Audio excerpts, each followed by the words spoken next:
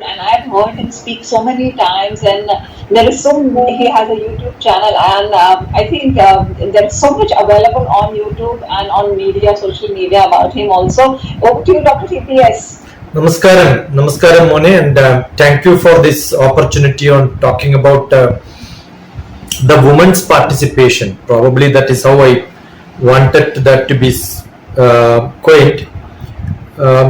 When we talk about participation, we have to look at which are all the different forums in which we have a role, or maybe we have something what we call as a representation.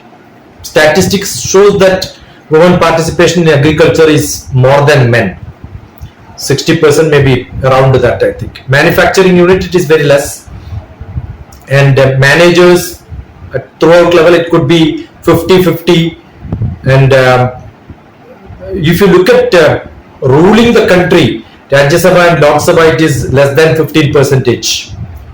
Maybe at the lowest level in Panchayat Raj, it could be around 50% because of the new policies and all that.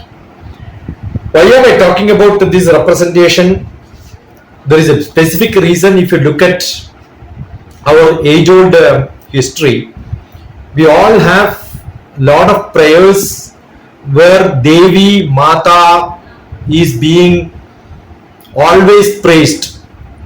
Goddess have more relevance than God. Shiva Shaktya yukto yadi bhavati shakta prabhavitum na che devam devo na khalu kushala spanditum api.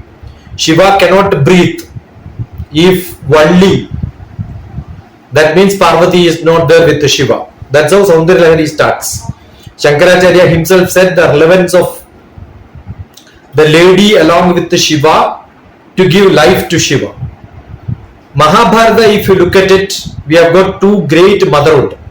That is where I say open motherhood. The openness in the concept of motherhood.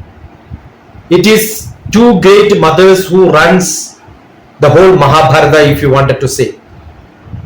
Raising children is the responsibility of mother, and you can see Pandavas' 5 kids were raised by only one mother. Fathers were not allowed. But the other end, we have the king whose wife, because the king is blind, Gandhari also closed her eyes and then became blind. It shows a lady fully devoted to the husband, not taking care of children, not taking care of the family, became blind with the power of a king. So what happened?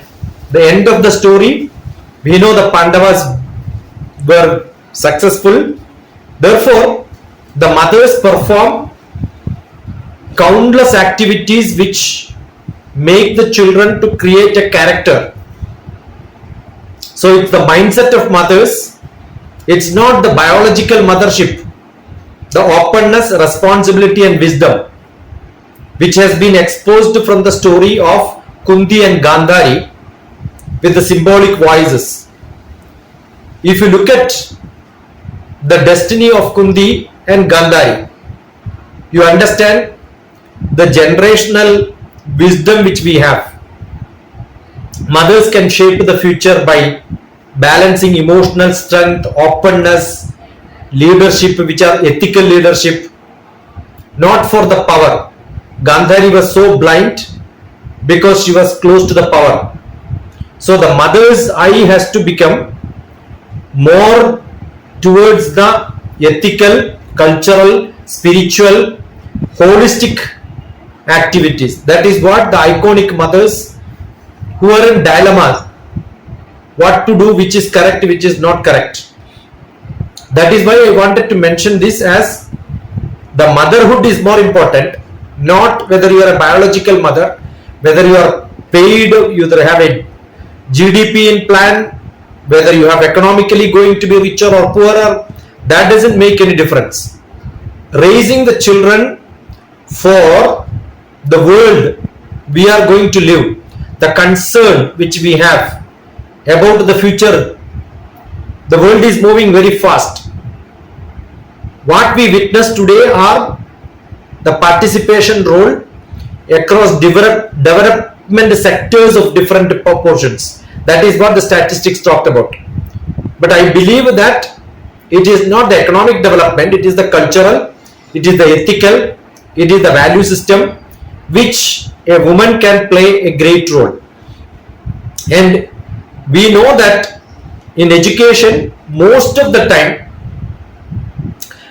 in the early childhood very specially, it's all 99% women run institutions. Therefore, the motherhood, I mean, not just the biological mother, not in terms of cultural, religious, ethical, wisdom aspect, but academic activities. There is a saying that a station master minds the trains and a school master trains the minds. So what happens is tomorrow's mind is being trained by teachers, the school masters, and these school masters play a key role in the development of the humanity as a whole.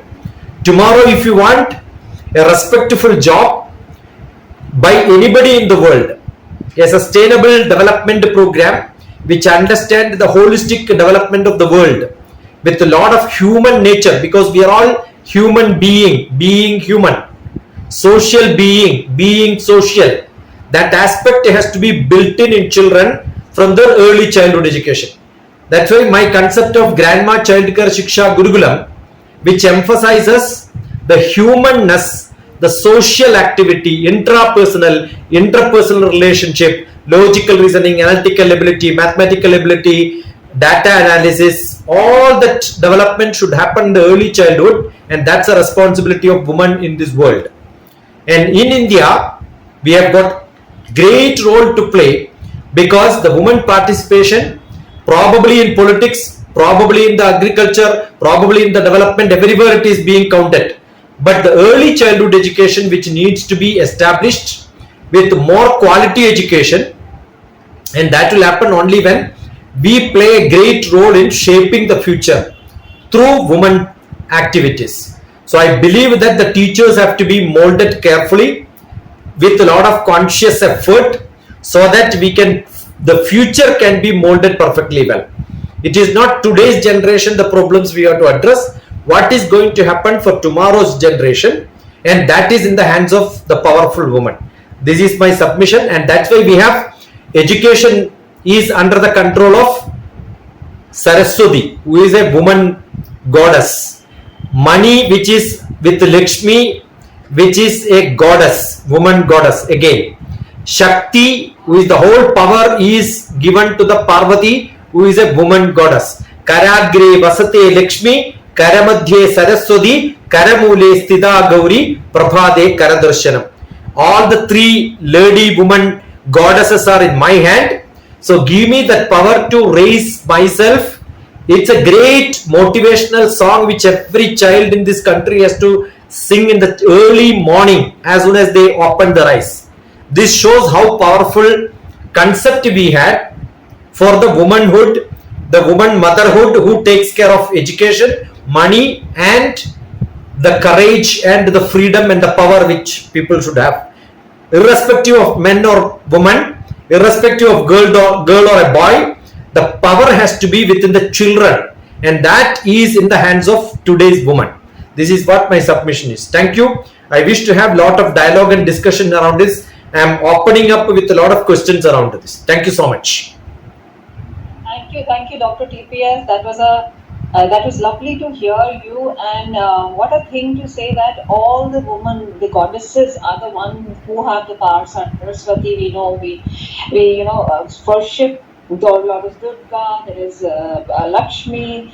We keep Navratri, that is Goddess Durga, and we started with invoking the goddess only, because she is known as the Shakti. She is the one with the power, and I believe all the 9 days that we worship, the 8 days, 9 days of Navratra, that it stands for each and every part of, once I've written a blog about it, each day stands for what exactly it depicts every part of our life only. Because when we talk about Putri, or she's she's an aesthetic.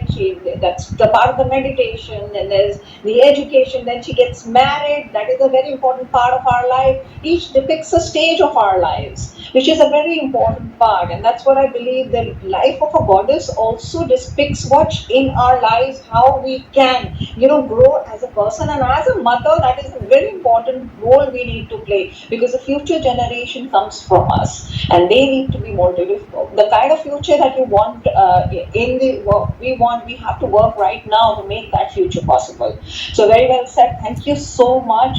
Mona, please read my book on Dashamahavidya, that is on 10 goddesses, which represents from 16-year-old Tripura Sundari to 60-year-old Dhumavati. That means from the womanhood to the deathbed, all the goddesses of different ages, different power concepts, and what is the philosophy, what is the science, what is the Shakti, what is the rituals, what are the kshetras to be motivated internally, empowered. Dasha Mahavidya, DrTPS. There is a book on 10 goddesses. It is Nava Ratri, but Dasha Mahavidya. That means 10 days. Dashami. That is why it is called 10 days, 9 nights. 9 nights, 10 days. 10 days. That is 10 goddesses. And that is India, from Tibet to Kanyakumari, from east to west. We have got goddesses, each state its own importance based on Dasha Mahavidya. That book covers all these aspects very carefully. And that's a very powerful book on Shakti, Dasha Mahavidya. Yeah. Thank you so much.